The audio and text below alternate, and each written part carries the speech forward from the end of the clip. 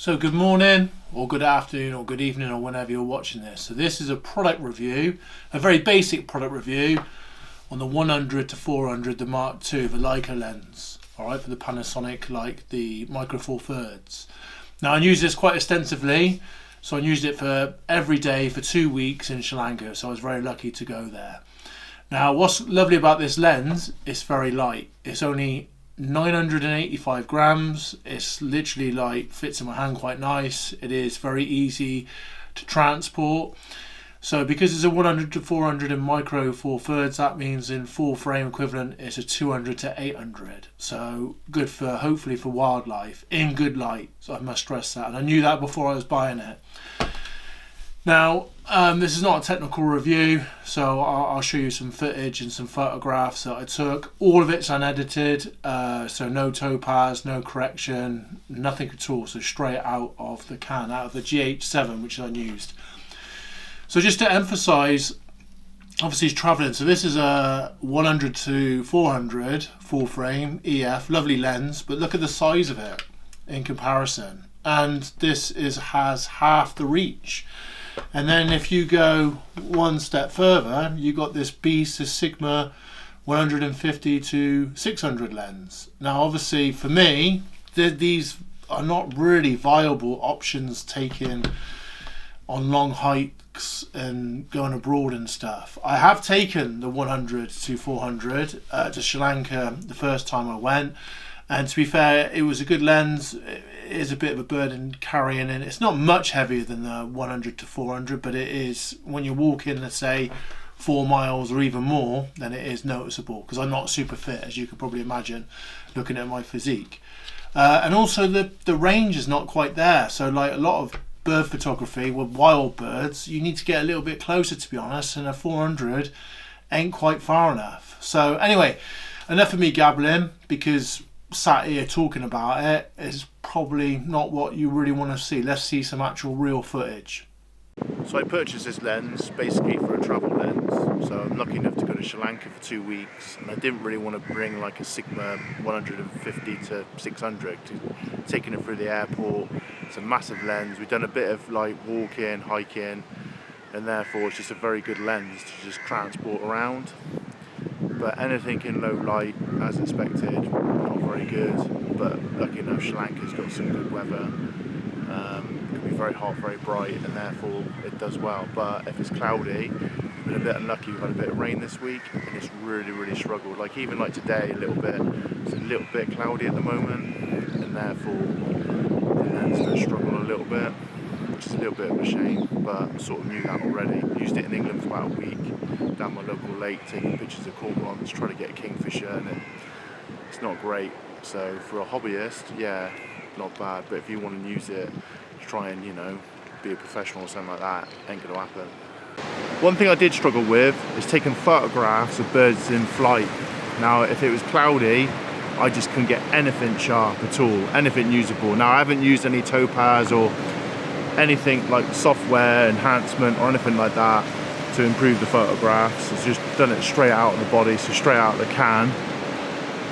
Videography was alright. Some of the birds I got in flight I thought was okay. Like the pelicans was alright, but with the pelicans, they were so far away, the light wasn't brilliant, so therefore I thought it was usable considering they're about 500 yards away. Obviously if it was closer and stuff, then it would have been loads better, but like carrying it, I probably walked, I don't know, best part of maybe, we went to Sally's Lagoon, I'm not sure how far that is, it's got to be over a mile, so when you're like walking quite far, and I'm quite fat, you know, I don't really want a gym workout, so obviously taking this setup was very usable.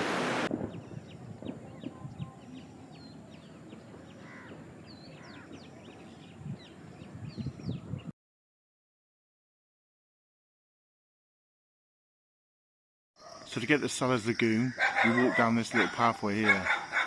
I feel like it's a little bit intrusive because it's walking right by people's houses, loads of barking dogs. Not ideal first thing in the morning.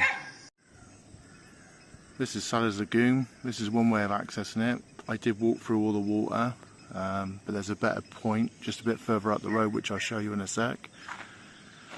And then obviously walking here, there's lots of like marshland. So obviously you get a lot of egrets, ibises. So plenty to see. Even in these like little brooks, stroke ditches, there's loads of little tiny fish. And as a result you get the kingfishers sit on the wires quite a bit. I've actually had a couple of decent shots of kingfishers only perched on the wires, but full of life. So this is better access to Sally's Lagoon. Got to jump over a little ditch or brook or whatever you want to call it.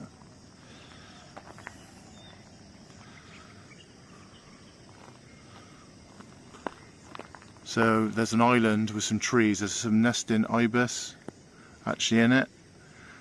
I've seen a pied, kingfisher, egrets, cormorants, storks. I haven't seen no pelicans on here.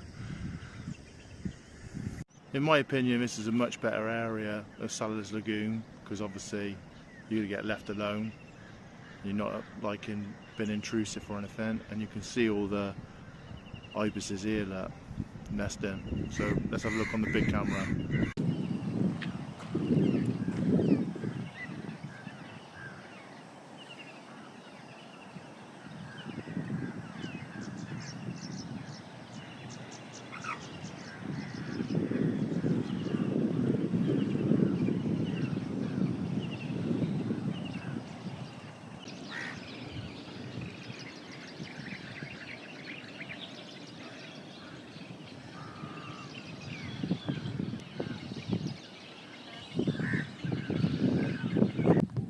The wildlife that I experienced in Sri Lanka was awesome.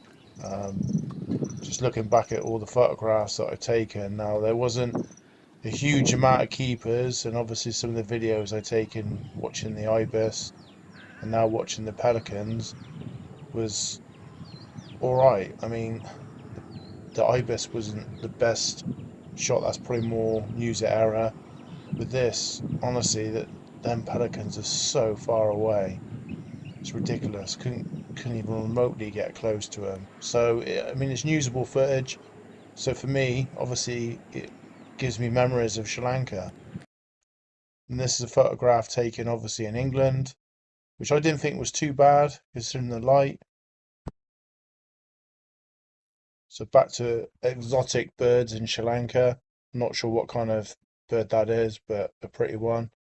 Got an eagle up in the tree, and you got all the details and all the photographs as well.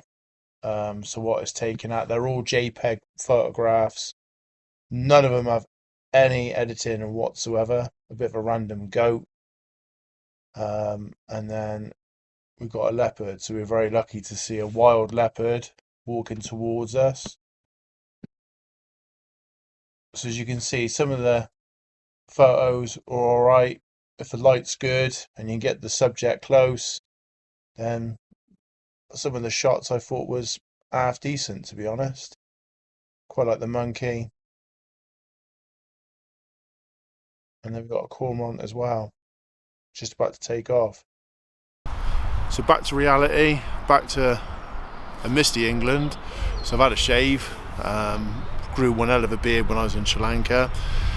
So the lens was a really good lens for literally just going ultra light. So they're literally just a small little baglet, you know, so made it very, very easy. Some of the shots were okay. It depends what you want from the lens. Obviously you can't have it all, but for someone who's done quite a lot of walking, even though I don't look like I do a lot of walking, then obviously it is a very good lens for that because it's just so light. I got the 1.4 converter with me today. I wish I did take that to Sri Lanka. It might have helped me with the pelicans, but I didn't. So that's done. I ain't going to go back. But obviously that would have probably helped a little bit. But then, you know, the f-stop increases, going to get wet feet. So therefore probably wouldn't get the best of shots. So we're going to try now and see what I can get with the 1.4 commit. 1.4 converter. Hopefully I might be able to see a kingfisher. There is a cormorant up the tree, which you probably won't be able to see. and hardly any ducks or anything on the lake at the moment because there is otters, so if we're really lucky you might see an otter. So one thing I found with this lens and stroke system, if there's a lot going on, it does really struggle. So for example, if there's like trees or other birds, trying to lock sort of autofocus on it, I found really difficult, to be honest. Something, maybe user error, maybe I ain't good enough, but I've heard other people say the same, that they've struggled with using that lens for busy sort of lot of stuff going on. So I found even with animal tracking, the camera did struggle, and the lens combo.